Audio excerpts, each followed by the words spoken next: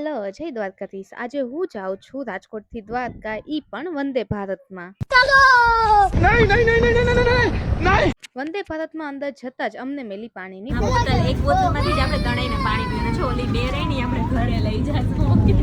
कोई बात नहीं है जो गरीब हो ना आदमी થોડીક વાર પછી મને મારું ડિનર મળ્યું અને ડિનર જોઈને મને એવું લાગે છે કે કાશ મને ના મળ્યું હોત. કેવી ફીલિંગ આવે છે કોમલ? જેલના કેદી જેવી ફીલિંગ આવે છે આમાં.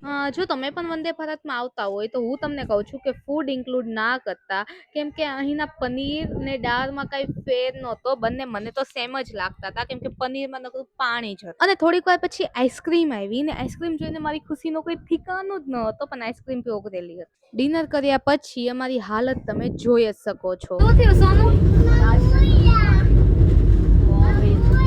આ બંનેને વોમિટ થઈ હતી, પણ પહેલી વાર મને વોમિટ નહોતી થઈ. જો તમારે બી જલ્દી દ્વારકા પહોંચવું હોય તો તમે વંદે ભારતમાં જઈ શકો છો. હવે બીજા દિવસે અમે શું કર્યું એના માટે મળી નેક્સ્ટ વ્લોગમાં. 11:30 વાગે અમે પહોંચી ગયા હતા દ્વારકા. જય દ્વારકાધીશ.